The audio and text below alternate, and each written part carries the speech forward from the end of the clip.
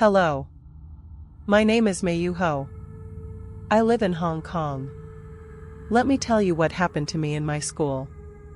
This is not a story. This is what I experienced. And until this day, I still cannot understand how I survived. It was Wednesday night. I had already reached home when something made my heart drop. I forgot my laptop in the classroom. I needed it for my project the next morning.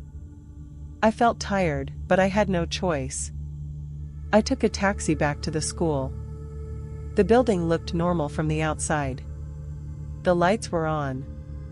The main doors were unlocked. I stepped inside. Everything was quiet. Too quiet. There were no teachers, no staff members. Only 4 students were still inside. I recognized their faces but did not know their names. They looked stressed, probably studying for exams. I walked down the hallway toward my classroom. My footsteps echoed. The air felt colder than usual. When I entered the room, my backpack was still on the chair.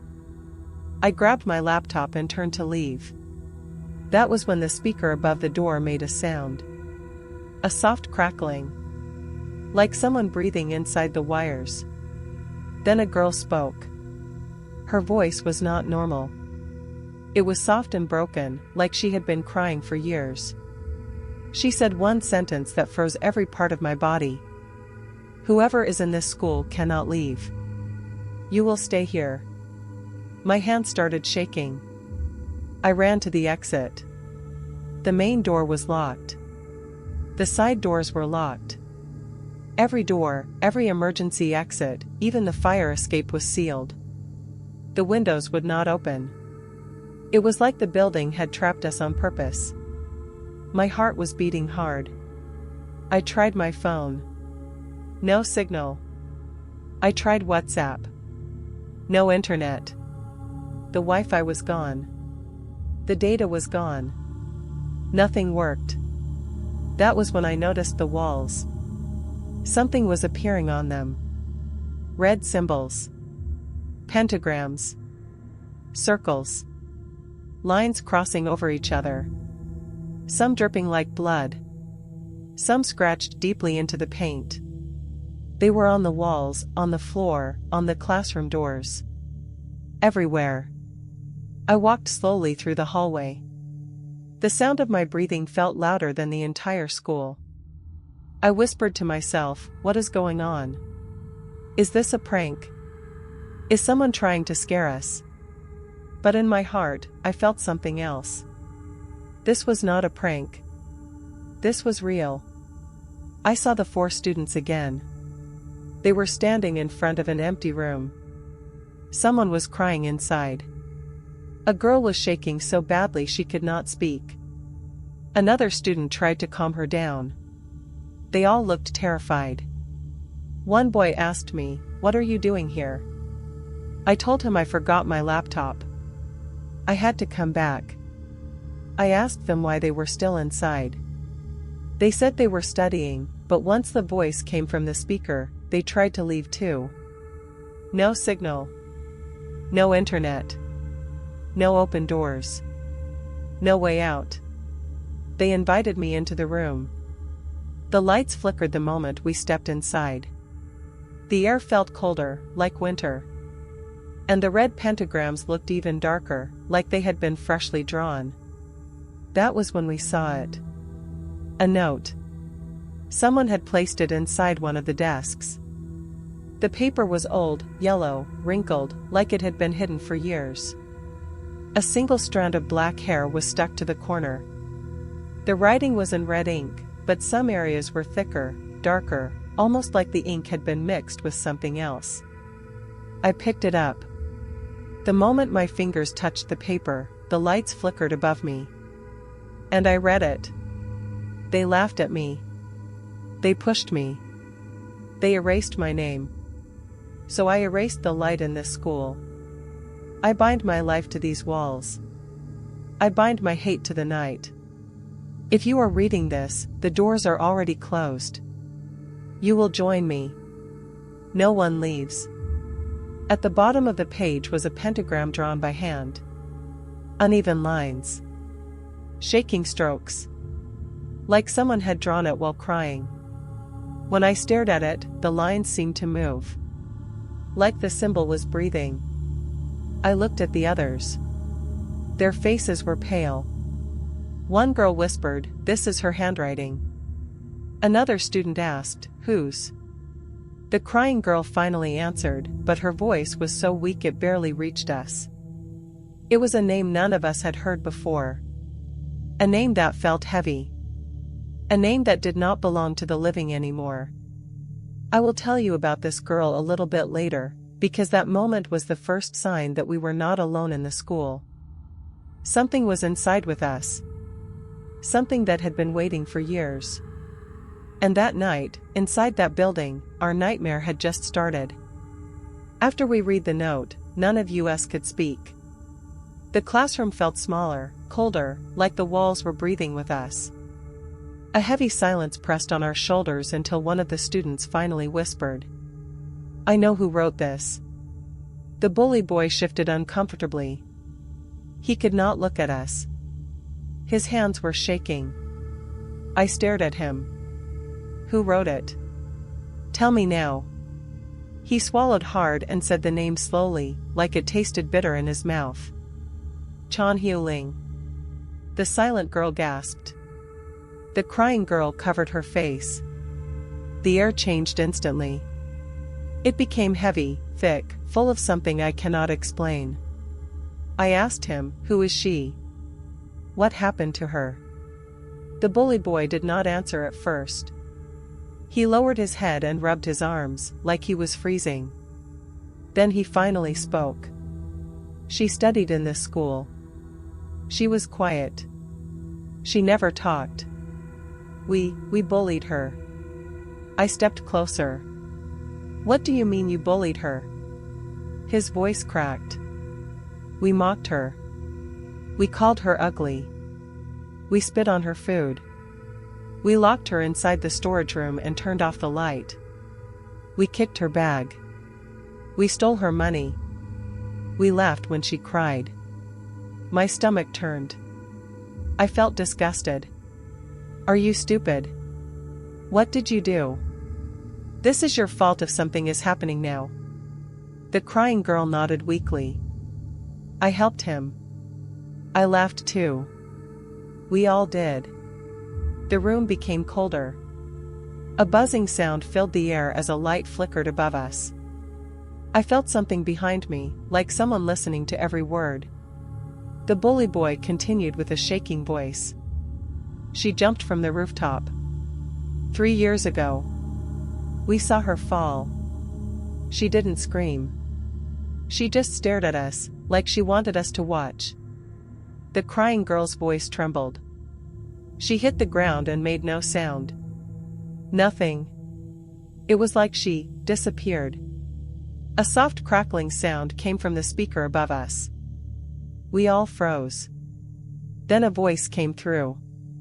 Soft. Broken. Like a girl trying to talk with water in her lungs. "Do you think you can leave this school? Stay with me. Forever." The lights went out. The hallway outside became pitch black. We grabbed our bags and pushed out of the classroom. Our breathing echoed around us, bouncing off the dark walls. The red pentagrams were everywhere now. Thicker. Darker. Some were dripping.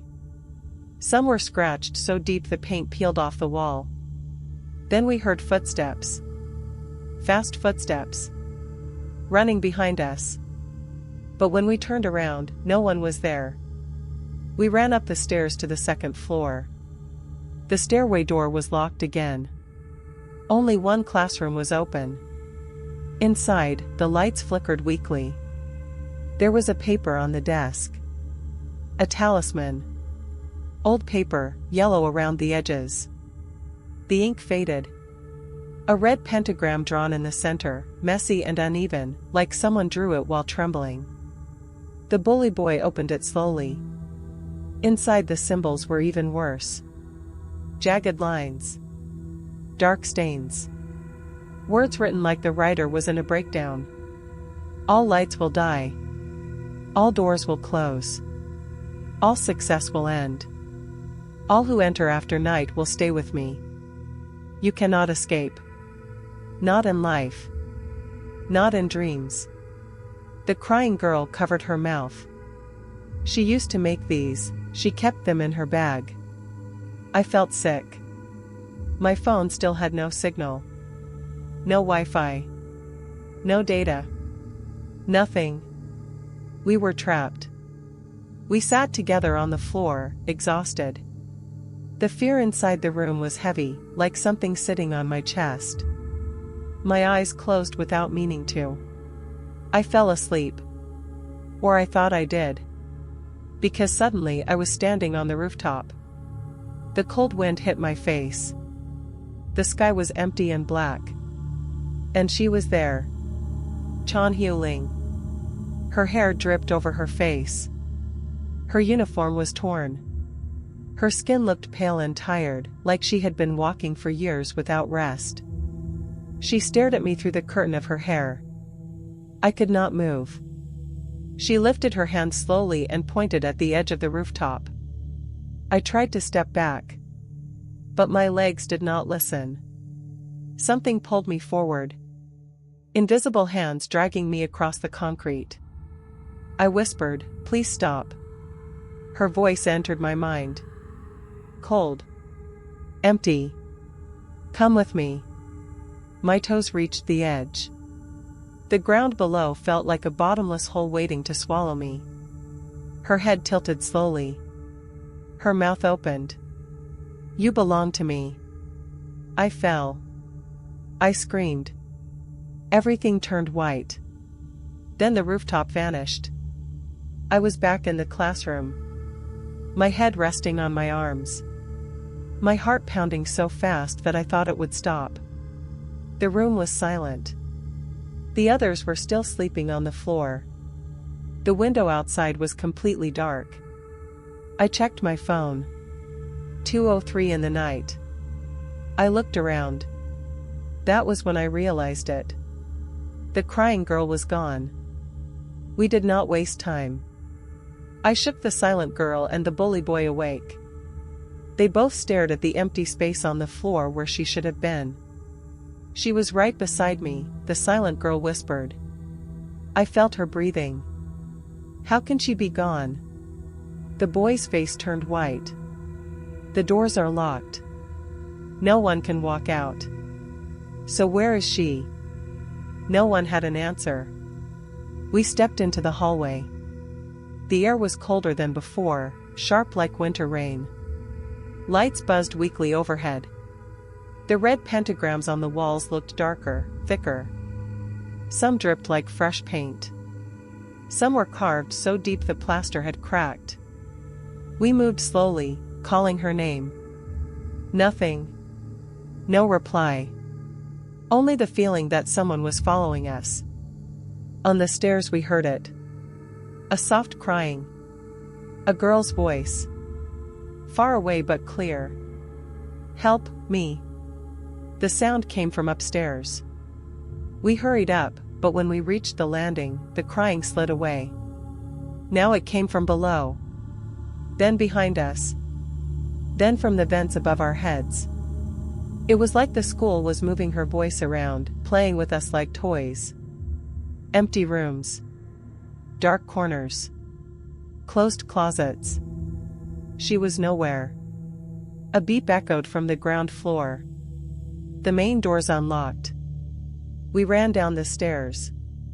Before we reached the entrance, the door swung open and several police officers rushed inside. Behind them came two adults, breathless and desperate. The crying girl's parents.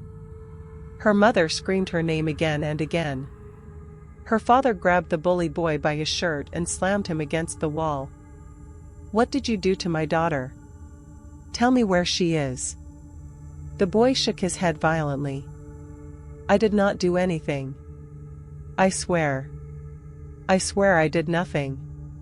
The police separated them. Officers spread through the hallway, flashlights cutting through the dark.